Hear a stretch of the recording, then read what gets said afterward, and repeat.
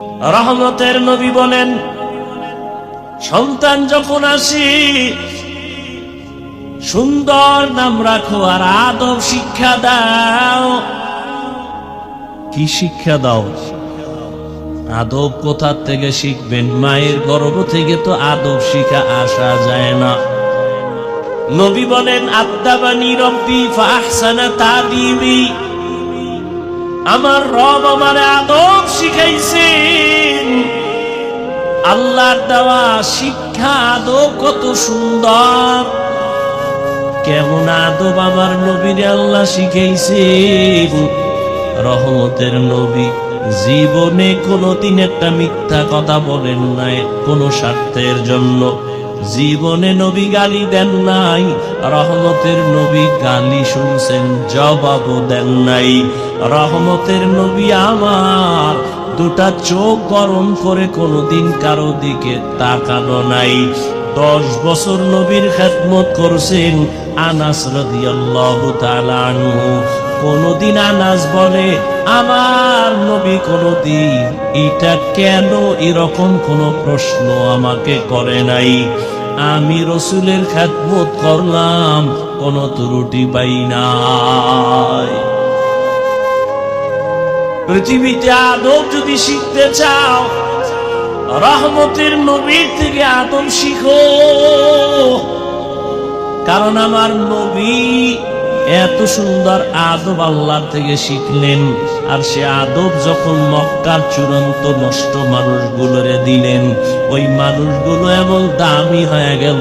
নবী বয়ান করতেছেন, একজন সাহাবী মসজিদের বাহির থেকে পাও একটা ভিতরে দিছে, আর একটা পাও এখনো ভেতরে আনে নাই, বাইরে মাঝখানে চৌকাঠ।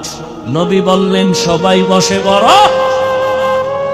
রহমতের নবীরা আসে, যেই পাওটা ভেতরে আর একটা বাইরে, ওই অবস্থায় চৌকাঠের উপরে বসে বললেন। পাওটা উঠাইয়াও ভেতরে নেন নাই, ভেতর থেকে বাহিরেও দেন নাই। রহমতের নবীর আদব, আর ওই আদর্শ যারা লালন করে তাদের থেকে আদব শিখো। আর এখন তো সন্তানেরা আপডেট হয়ে গেছে, দুনিয়াদারেরা আদব শিখানোর জন্য সকালবেলা মুয়াজ্জিন যখন আজান দিতে উঠে, আম্মা জানো সন্তানের কেজিতে পাঠাবার জন্য পাঠায় উঠে আদব শিখানোর জন্য। সেখানে গিয়া সন্তান আদব শিখে। শরতে অজগর আদব নাম্বার 2, শরায়াতে আফা আদব শিখে। আর এই সন্তান রহমতের নবীর আদর্শ মাদ্রাসায় যখন যাবে, ওই সন্তানটা করবে শরায়াতে ওযু, শরায়াতে আল্লাহ। কি আদব! মানুষের জীবনের মহামূল্যবান এক সম্পদের নাম আদব। এই আদব আল্লাহ পাক রব্বুল আলামিন নবীর মাধ্যমে উম্মতের কাছে হাদিয়া দিয়ে দিলেন। ওই নবীর আদর্শের বাইরে কোনো আদব নাই, সব বেয়াদবি। আদবের আর এক নাম সুন্নত, আর এক নাম কি? নিসবতরা মান আহাব্বা সুন্নতি কওলে রাসূল মজদায়ে কানা মাই হাম কুন কবুল। আগে স্কুলও কিছু আদব ছিল। আগে স্কুলও কি ছিল? ছোটখাটো স্কুলে আমরা মনে আছে আদর্শ লিপি বই পড়ছি। কত সুন্দর সুন্দর আদবওয়ালা কবিতাও তখন ছিল। সকালে উঠিয়া আমি মনে মনে বলি, সারাদিন আমি যেন ভালো হয়ে চলি। আদেশ করেন যাহা মোর গুরুজনে, আমি যেন সেই কাজ করি ভালো মনে। কত সুন্দর না? আর এখন সব উল্টায় দিছে, সব আপডেট হয়ে গেছে। এখন সব দাঁড়ায় পরিশ্রম করার আদব চলে, দাঁড়ায় পরিশ্রমের আদব চলে। আর কিসের সেই সুন্দর কবিতা যেগুলো শুনলে কলিজা ঠান্ডা হবে, এখন আর ওগুলো নাই। এখন সন্তানের কবিতা শিখাই, ক্রিং ক্রিং টেলিফোন, হ্যালো হ্যালো হ্যালো, কে তুমি কাকে চাও বলো বলো বলো, আমি ম্যাও হ্যালো ক্যাট, বিড়ালকে চাই, জরুরি খবর আছে ডেকে দাও তাই। হামটি টিম টিম তার খাড়া দুটো শিং, তারা মাঠে পারে ডিম। শিংওয়ালা জানোয়ারে ডিম দেয়নি, এলে কথাটা মিথ্যা না? অল্প মিথ্যা না 100? যেই শিক্ষার ফাউন্ডেশন মিথ্যার উপরে হবে, ওই শিক্ষার দ্বারা জাতি মিথ্যাবাদী হবে, ধোঁকাবাজ হবে। وَأَمَّا مَنْ خَافَ مَقَامَ رَبِّهِ وَنَهَى النَّفْسَ عَنِ الْهَوَى فَإِنَّ الْجَنَّةَ هِيَ الْمَأْوَى। দুনিয়া নামক গ্রহ দেখে পাগল হইও না রে মুমিন, ঈমানের পাওয়ার নিয়ে আল্লাহ পাঠাইছেন। এখন তোমার শুধু আমলের বাজার করো, নামাজ আজান হয়েছে মসজিদে যাও, নামাজ পড়ো, পর্দা করো, হালাল খাও। কিন্তু কিছু দুনিয়া দাঁড়াইসা, দুনিয়ার রং তামাশা দেখা আখেরাত আছে বলতেই তার মনে নাই। আল্লাহ বলেন, লা ইয়াগুররান্নাকা তাকাল্লুবুল লাযীনা কাফারু ফিল বিলাদি মাতাউন কালীলুন সুম্মা মাওয়াহুম জাহান্নাম ওয়া বিইসাল মিহাদ।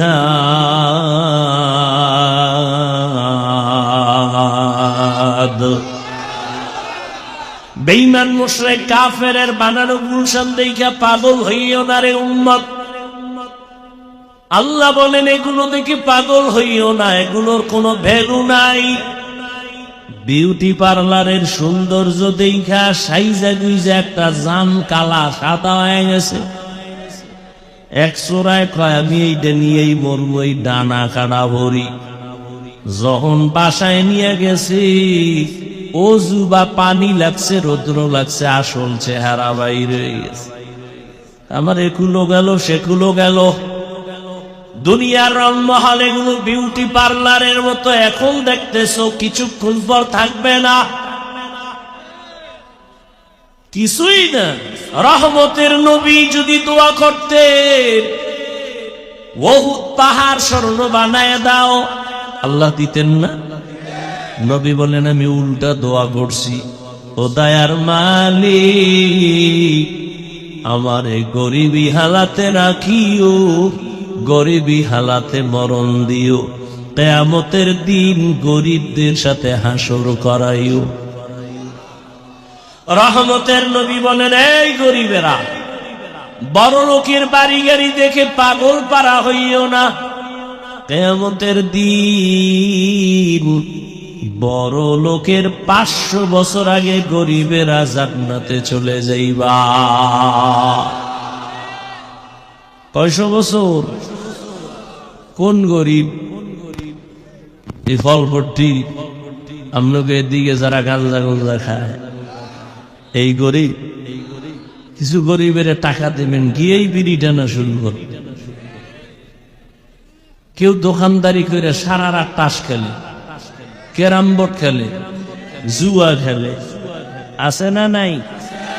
লুড্ডু খেলে, মাইয়ারও খবর নাই, পোলার খবর নাই, সংসারের চিন্তা নেই। আল্লাহ হেদায়েত দান করেন। আল্লাহ তাআলা বলেন, দুনিয়ার পেছনে পড়ে কোনো লাভ নাই, দুনিয়া নামক গ্রহের কোনো মূল্য নাই। আর তোমরা যারা দুনিয়া দুনিয়া দুনিয়া ঘুরি, ঘর ঘুমের মধ্যেও দুনিয়া, নামাজে দাঁড়াইলেও দুনিয়া, এই দুনিয়া দুনিয়া যারা ঘুরিয়া আখিরাতের পেছনে ফালায় দিছে, ওরা দুইটা জিনিস চায়। কয় জিনিস? একটা চায় সম্মান, আর একটা চায় শান্তি। কিন্তু আমি আল্লাহর জাতের কসম করে বলি, যারা আখিরাতকে পেছনে ফেলে দুনিয়ার শান্তি আর সম্মানের জন্য সব দিকে দৌড়ায়, ওরা সম্মানেও নাই, শান্তিতেও নাই। 10 তলা বিল্ডিং উঠায় লাভ কি যদি বিল্ডিং বাদ দিয়া জঙ্গলে ঘুমানো লাগে? সুইস ব্যাংকের টাকা রেখে লাভ কি যদি 14 গোষ্ঠী খাইতে না পারে? টাকা দিয়ে সম্মান কিনলে এই সম্মান থাকে না। আর আমার মাওলায় যদি সম্মান দেন, এই সম্মান কেউ নিতে পারে না। পারে? এই মুহূর্তে তাকায় দেখো কত কান্না, কত কান্না। কিন্তু চেয়ারম্যানের চেয়ারের মেয়াদ শেষ, এমপির মেয়াদ শেষ, মন্ত্রীর মেয়াদ শেষ, কিন্তু আখেরাত ওয়ালারা যেই চেয়ারে বসে ও চেয়ারের কোনো তো মেয়াদি নেই। কে দিছে সম্মান? আল্লাহ সম্মান দিছে।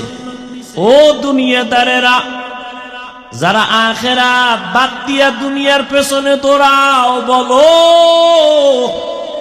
কার পেছনে ঘুইরা কি পাওয়ার আশায় দাড়ি কেটে ফেলেছ? কার পেছনে ঘুরে ঘুরে কি পাওয়ার আশায় নামাজ বন্ধ করেছ? কয় টাকা পাবি? 5,000 একটা টিনের ঘর। কিন্তু জাননি তুই যার পিছনে কইরা টাকার লোভে দাড়ি কাটছো, নামাজ ছাড়ছো, ও কত বড় স্বার্থপর, চাঁদাবাজ, ধান্দাবাজ। স্বার্থে যদি আঘাত লাগে দল থেকে নাম কাটবে না, কল্লা কেটে ফেলবে। সব চাঁদাবাজ আর ধান্দাবাজ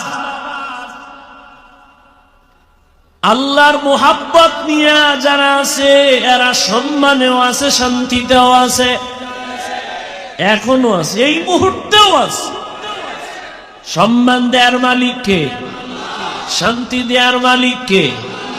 قال رسول الله صلى الله عليه وآله وسلم من أحب دنياه وذر بآخرته ومن أحب آخرته وذر بدنيا فآثروا ما يبقى على ما يفنى। যে ব্যক্তি দুনিয়াকে আপন করে নিল, আখেরাত বরবাদ হয়ে গেল। যে আখেরাতের আপন করবে, দুনিয়া তার পেছনে চলে যাবে। আর আল্লাহর নবী বলেন, ক্ষণস্থায়ী দুনিয়া পেছনে ফেলো, আখেরাতের অন্তরে জায়গা দিয়া দাও।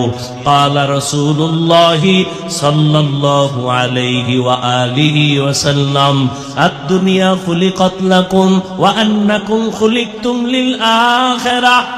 রহমতের নবী বলেন, পুরা দুনিয়া তোমার আমার গোলাম, আর তোমাকে আমাকে আল্লাহ বানাইছেন তার গোলাম। দুনিয়া তোমারে আমারে খুঁজবে, তুমি আমি কারে খুঁজবো?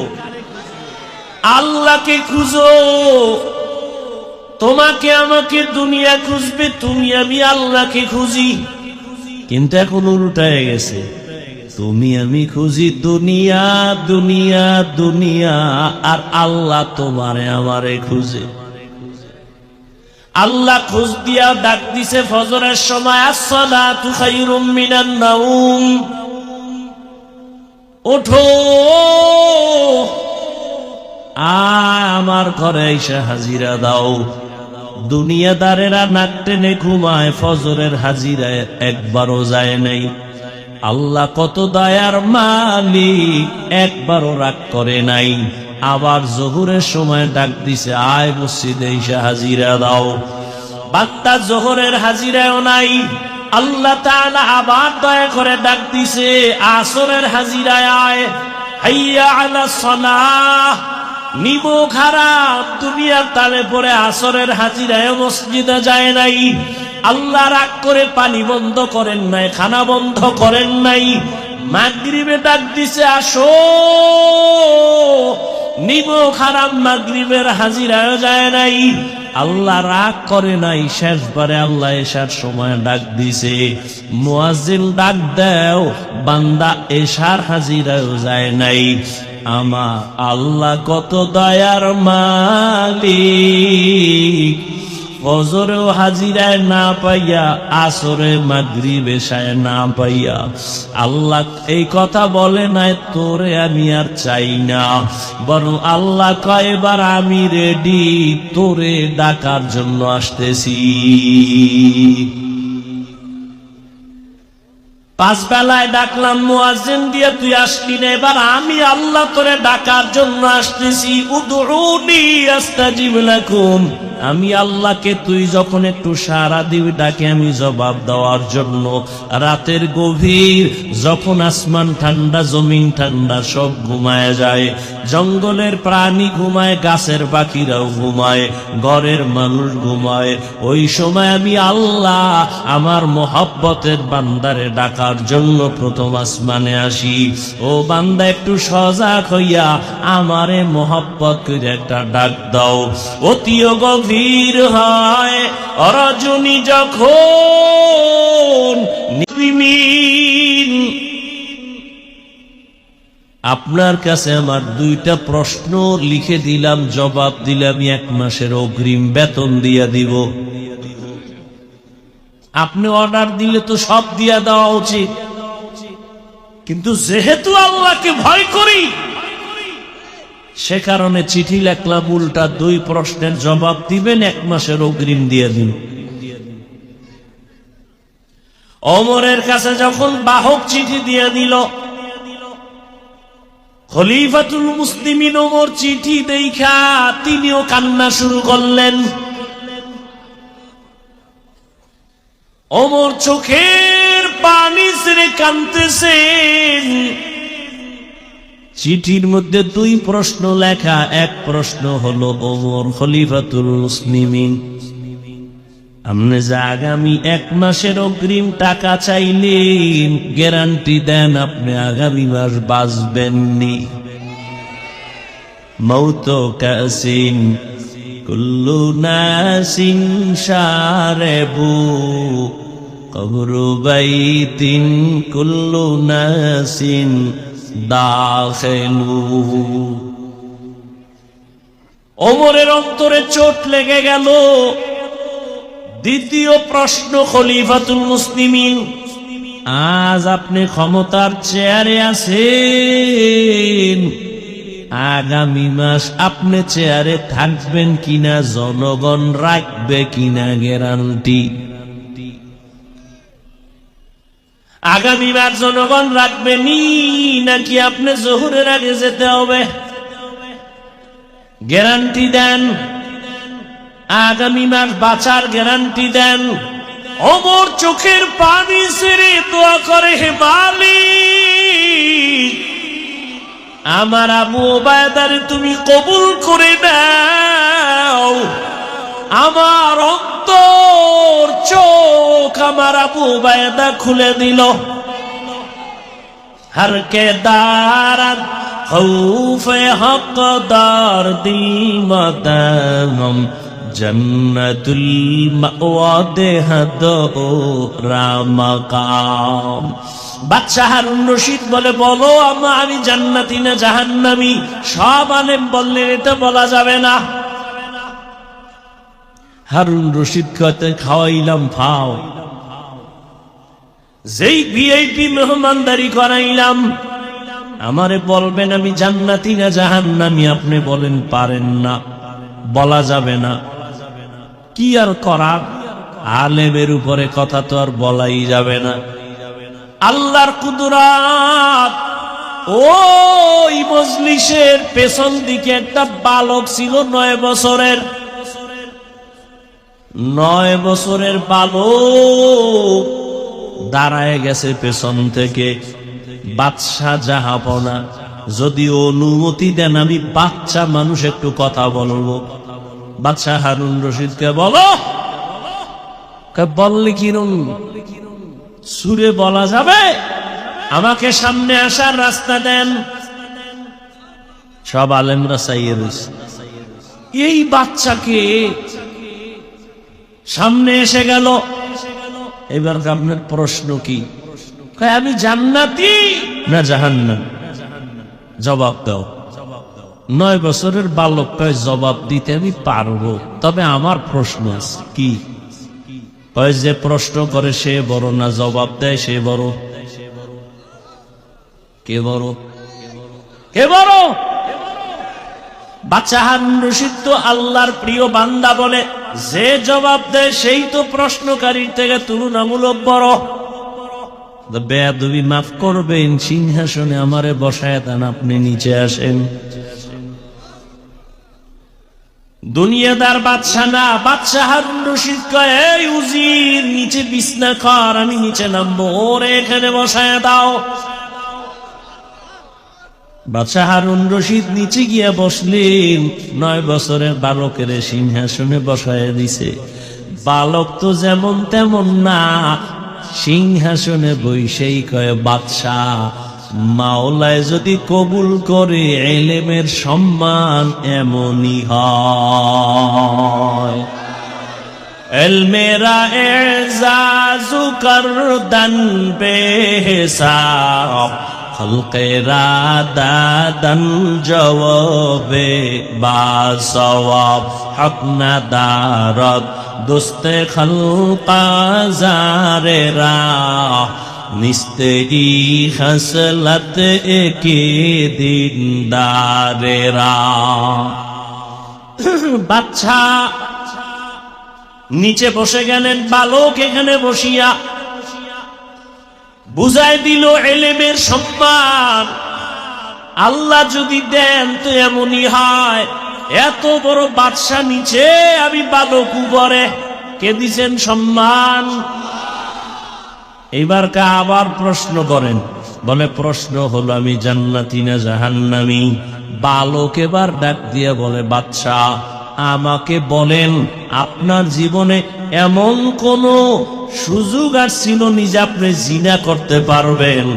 আল্লাহর আযাবের ভয়ে আপনি সে জিনা করেন নাই। গুনাহ করার সুযোগ ছিল, চাইলেই আপনি দরজা লাগায় সুযোগ আমার আছে, আমি চাইলেই গুনাহ করতে পারতাম, চাইলেই জিনা করতে পারতাম, কিন্তু আমার মালিকের আযাবের ভয়, আমি আল্লাহর আদালতের ভয় আমি গুনাহ থেকে নিজেকে বাঁচায় ফেলছি।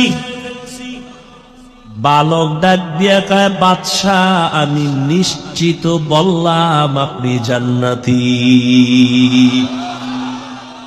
ওলামায়ে কেরাম গরম হয়ে গেল। আমরা এতগুলো ওলামায়ে কেরাম কেউ বলতে পারলাম না বাদশা হারুন রশিদ জান্নাতি না জাহান্নামী।